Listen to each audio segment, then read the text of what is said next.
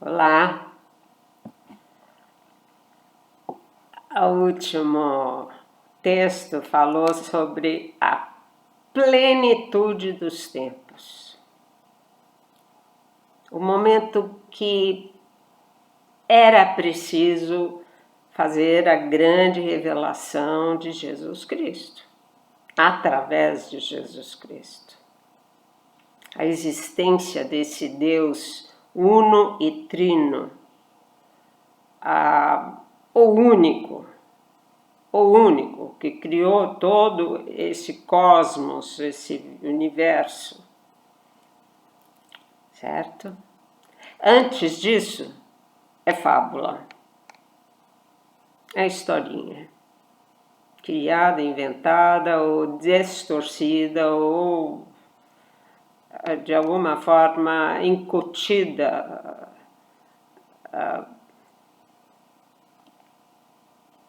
como segredos assim que poucos conhecem. Não, nada que nos interessa. Nós temos que focar em Cristo, ano zero. Entenderam?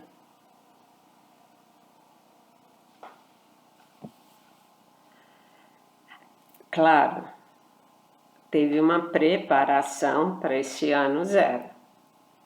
Não foi assim, ó, da noite para o dia. Teve toda uma preparação de um povo, levou, acho que 2 milênios, não sei. Vocês me perdoem essas datas, eu não sei quando começou o Abraão, mas enfim, Deus escolheu uma pessoa para começar toda a dinastia da onde ele nasceria, dinastia de Davi. Então vamos ver o que ele continua falando. A história começa a ser narrada então.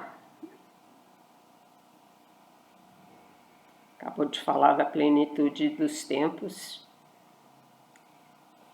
A começar pela... aqui, ó. A história começa a ser narrada, então, a começar pela preparação de um povo do qual pertencia esse Deus encarnado. Não tinha outro jeito, ele teve que vir como um homem e falar como um homem, como qualquer homem. Ele não podia continuar invisível, ele tornou-se visível, carne. Deus encarnado. Não foi da noite para o dia o seu surgimento. Séculos de preparação para a virada da história. Calendário mudou. Ano zero. Foi preciso que a vinda de Cristo salvasse ao menos um pequeno povo de filhos de Deus para que habitassem o paraíso eterno.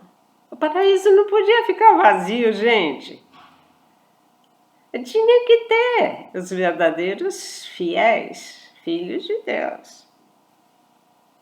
As civilizações enterradas, sem o conhecimento do divino, deixa eu repetir, as civilizações enterradas, sem o conhecimento do divino, do sagrado, o que aconteceu com esse polvaréu todo?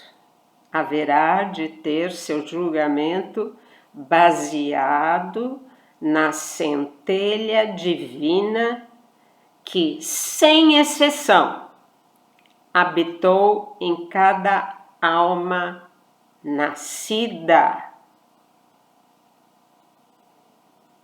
Imagine aquelas civilizações de Sodoma e Gomorra, ou qualquer outra.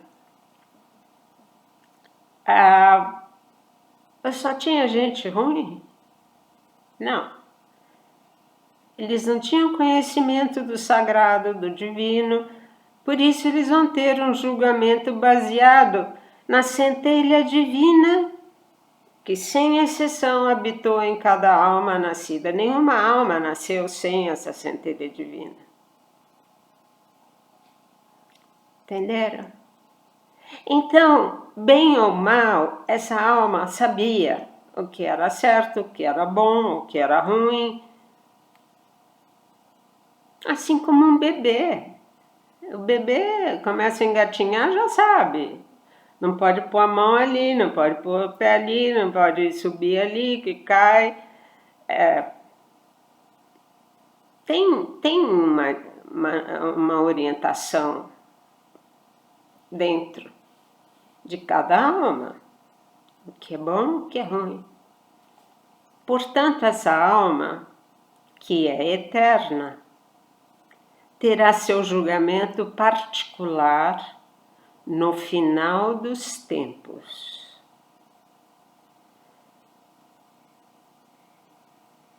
Não se pode dizer que foram todos condenados, que estão no inferno. Gente, eles viveram antes de Cristo. Não pode dizer que estão condenados. Não! Você já imaginou o número de civilizações que passaram antes de Cristo, todos no inferno? Não. Terão o julgamento condizente com o seu agir. O que vale é a alma. Não foram todos condenados. A misericórdia divina existe desde antes de se criar o universo e o primeiro homem, Adão. Essa é a misericórdia divina.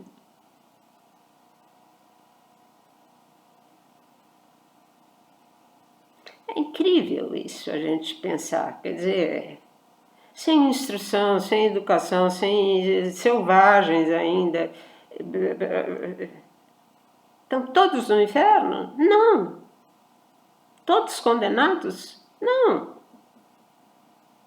Terão seu juízo especial, seu juízo particular, seu julgamento particular. No final dos tempos, quando vão ressuscitar, né? E aí, ou é céu ou é inferno.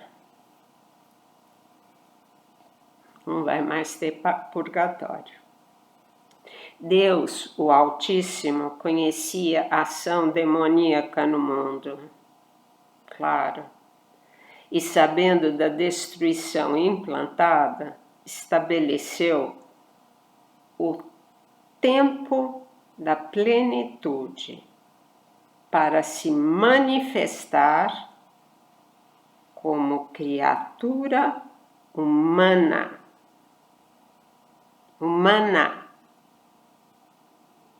Esse Deus infinito,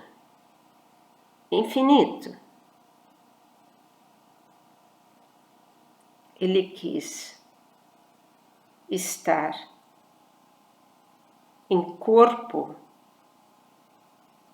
entre nós, como uma criatura humana.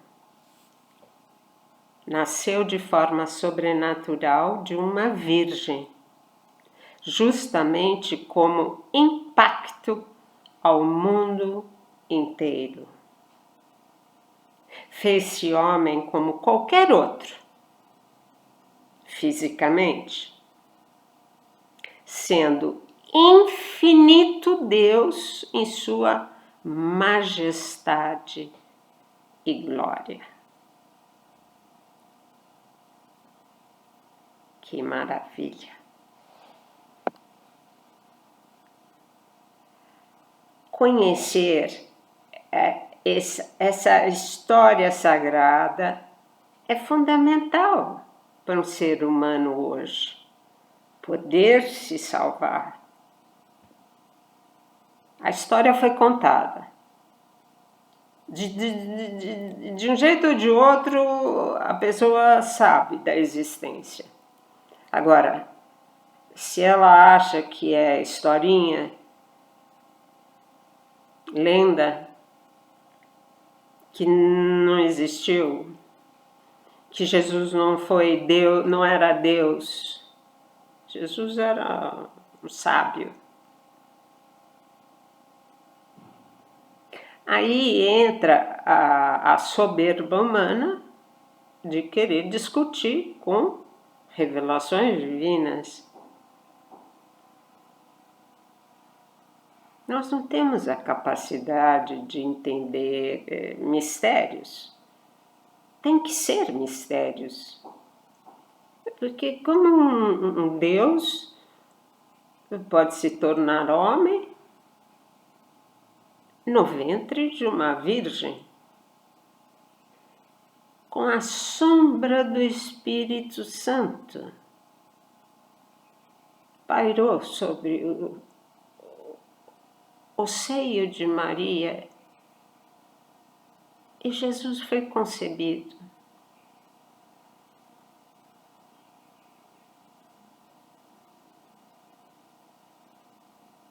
São verdades tão acima, que é exatamente neste ponto que o anticristo pega. Dizer que religião é utopia, que é ópio do povo, é para deixar todo mundo burro, é para não entender nada, que as forças são superiores, a força vem do alto, a força vem das energias, das galáxias. Entenderam? Esse Deus que nos foi revelado para o anticristo é balela, é tudo mentira. Então ele vai criar um Deus aí para contentar o povo, porque diz que o ser humano precisa de ter um Deus, um ente superior, como a Grécia tinha os deuses, eles precisavam adorar alguma coisa.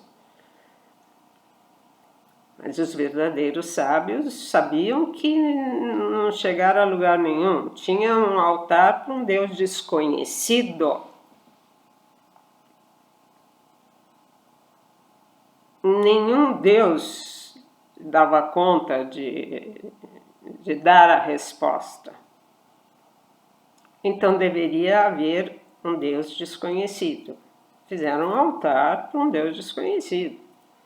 Foi aí que Paulo entrou e mostrou, olha, esse Deus desconhecido é o nosso Deus. E abriu o jogo.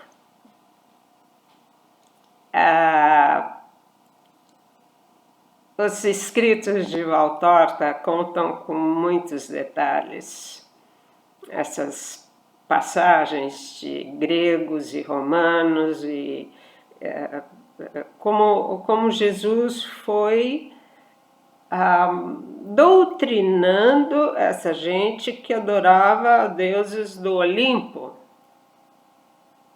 Deuses horrorosos, perversos e cheio de vícios.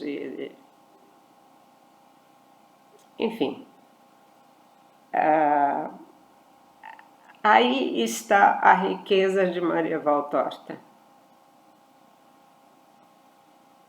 a história contada por Jesus, a maneira que ele falou aos pagãos. Como ele conseguia comprovar, meu Deus? Existiam muitas gregas e romanas na Palestina. Os gregos dominavam, né? Aliás, os romanos dominavam, mas tinha muito grego também. Então,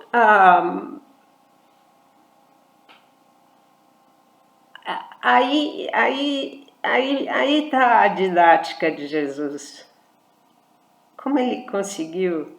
Ele mencionava filósofos gregos ou romanos que captaram a essência da verdade, da filosofia, a união da razão com Deus. É muito profundo, muito profundo. É para mergulhar mesmo na sabedoria divina, que tem resposta. Não deixa de ter a resposta, a única resposta acertada, que não é inventada por homem nenhum, por ciência nenhuma. Não. Aí está. Ser ou não ser. Só Deus responde. A humanidade tentou de todos os jeitos achar a resposta para as coisas. Não existe.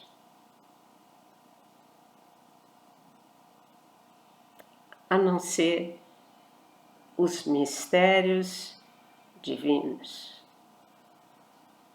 Que um dia conheceremos, gente. E vamos dizer, é isso mesmo.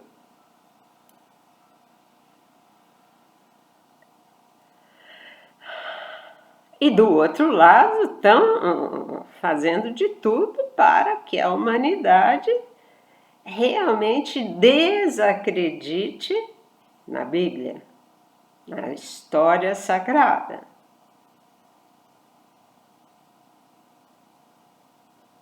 Já estão tirando a sacralidade dos sacramentos, da Eucaristia. Quem está fazendo isso? Os escravos do anticristo.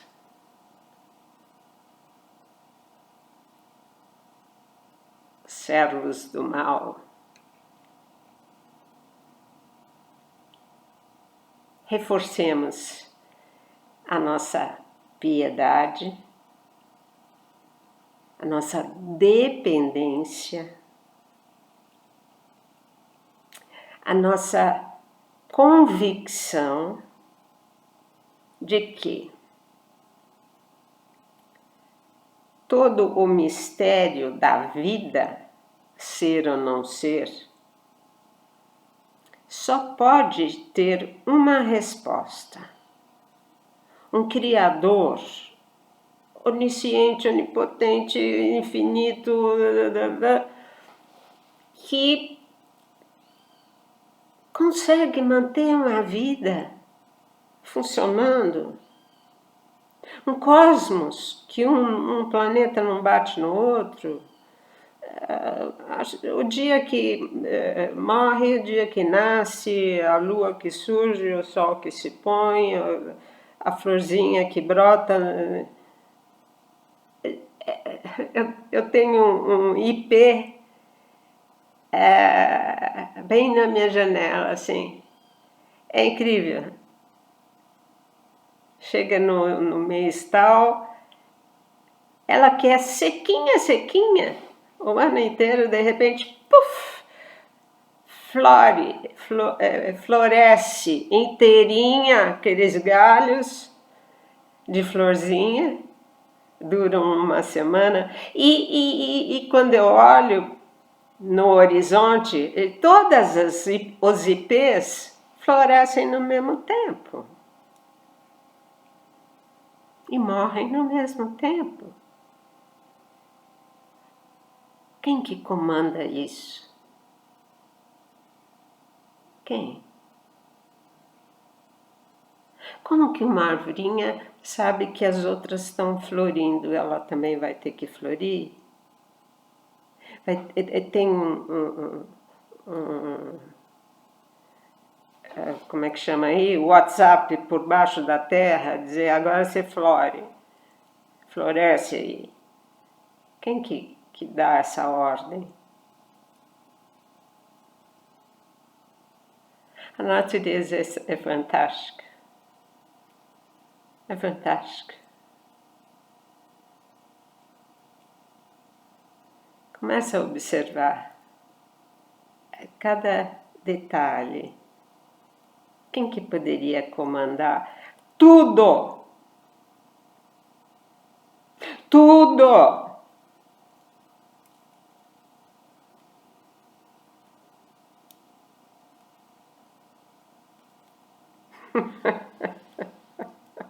Não é qualquer ETzinho. Ai, um beijo, gente. Temos que dar risada do que vem por aí. A criatividade que vão ter para querer que a humanidade acredite em fábulas. Beijos. Fiquem em paz.